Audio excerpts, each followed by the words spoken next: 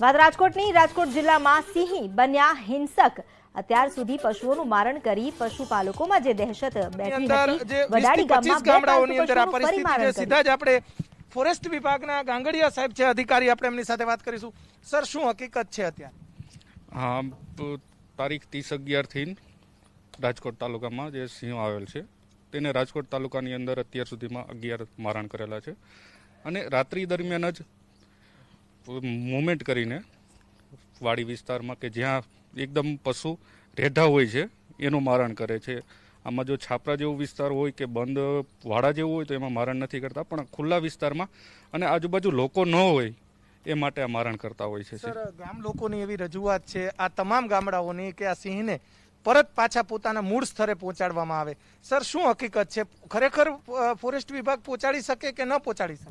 નહીં, પહોંચાડવાના આમ એમાં તો એવું છે કે આપણે ગાંધીનગર ખાતેથી જો મુવમેન્ટ કરાવતા હોઈએ છીએ કે નુકસાન ના કરે, અત્યારે માલઢોરને નુકસાન ના કરે એના માટેના આપણે સાવચેતીના પગલાં લેતા હોય, ગામમાં મિટિંગો કરી, પત્રિકાઓ અને માણસોમાં સિંહ પ્રત્યે જાગૃતિ આવે એવા અત્યારે પ્રયત્નો બધા હાલ થતા હોય। જાગૃતિ આવે, પણ આ વિસ્તારના લોકો છે એમાં ક્યાંક ને ક્યાંક ડરનો માહોલ છે, એને લઈને શું કહેશો? માલધારીઓના ઢોર મારી નાખે, ખેડૂતો રાત્રે વાડીએ ન જઈ શકે, એને લઈને શું કહેશો સર?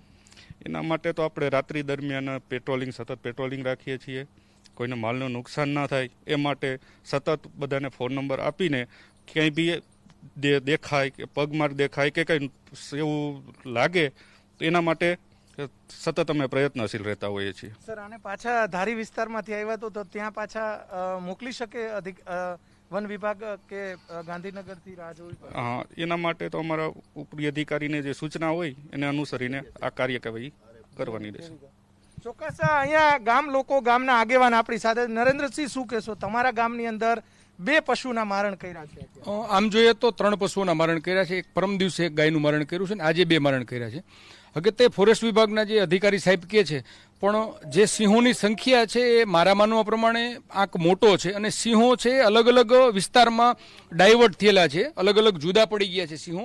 એટલે એની પાછળ જેટલું ઓબ્ઝર્વેશન ફોરેસ્ટ વિભાગ દ્વારા થવું જોઈએ એ થતું નથી અને લોકોમાં જે અવેરનેસ આવવી જોઈએ એ લોકો એટલા જાગૃત નથી કે ભાઈ આપણા પશુઓ છે એમને આપણે સેફ જગ્યાએ લઈ જવા જોઈએ। એના માટે ફોરેસ્ટ વિભાગે પણ પ્રયાસો કરવા જોઈએ અને એના માટે ખેડૂતોએ પણ જાગૃત રહેવું જોઈએ। ચોક્કસ, શું માંગ છે ગામ લોકોને? શું ગામ લોકોની અત્યારે પ્રાથમિક માંગ એ જ છે, જે તે સંબંધિત અધિકારીઓ સાથે પણ વાત થઈ છે કે આ સિંહો જે છે એ પાછા જંગલ તરફ ડાયવર્ટ થાય, બંને એટલા ત્વરિત થાય। એનું કારણ છે કે જે ખેડૂતો છે એ પોતાની ખેતી માટે રખેવાળી કરવા માટે રોજ ભૂંડનો ત્રાસ હોય એના માટે જઈ શકતા નથી। પોતાના જે વહાલા પશુઓ હોય, આપ જાણો છો કિંમતી પશુઓ હોય, એમનું પણ જાનમાલનું નુકસાન હોય છે। એટલે બંને એટલી વહેલી તકે આ જે સિંહો છે એ જંગલ તરફ ડાયવર્ટ થાય જરૂરી છે। અહીંયા જે ભાઈ છે એમના પશુનું જે મારણ કરવામાં આવ્યું છે, શું નામ તમારું? મારું નામ જગો। જગાભાઈ, શું થયું? વાસળો અમે આવ્યા ને ગીર્યા હતા, સુથેલો હતો, પછી અમને કઈ ખબર નથી। શું હવે તમારું કહેવાનું થાય છે? હવે આને પાછા તગડી મૂકો। ચોક્કસ, તમે શું કહેશો સાહેબ? આ તરફ આવવાનું મૂળ કારણ શું છે? મારણ પેલું અને પાણી, વીડી વિસ્તાર છે ભાઈ સર, એમાં પાણી મળી રહી છે અને રહેવાની સેફ જગ્યા પણ મળી રહી છે, એના હિસાબે વીડી વિસ્તારમાં રહે છે અને આજુબાજુ વિસ્તારમાં મારણ કરે છે। અમારો સ્ટાફ સતત પેટ્રોલિંગમાં રાતે હોય છે। સવારે જે મારણ થાય છે એને વળતરના ફોર્મ પણ ભરે છે અને અમારા વળતર આપો છો?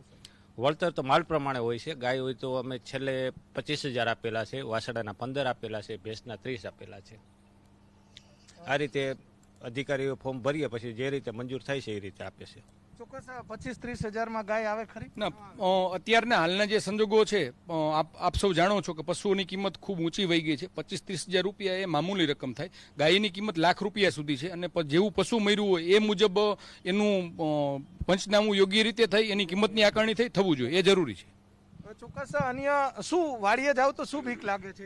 સિંહની બીક લાગે, ઘઉં ખાઈ ગયા રોજડા, સમજ્યા? કોઈ સીમમાં પાણી વાળવા જતું ને રાતની લાઈટ આવે છે? રાતની દીની કરાવી છે પણ હવે રાતે કોઈ જાય નહીં સીમમાં, રોજ ઘઉં ખાઈ ગયા સિંહના હિસાબે। અહીંયા અન્ય માલધારી આપણી સાથે છે, પશુઓને શું તકલીફ? બોલો, અહીંયા આવી જાઓ, બોલો। અમે સાહેબ પટમાં પડ્યા છીએ અને કઈ આડું નથી, સિંહની બીક લાગે, આખી એનું ઉજાગરા રાખી રાત જાગી સિંહની।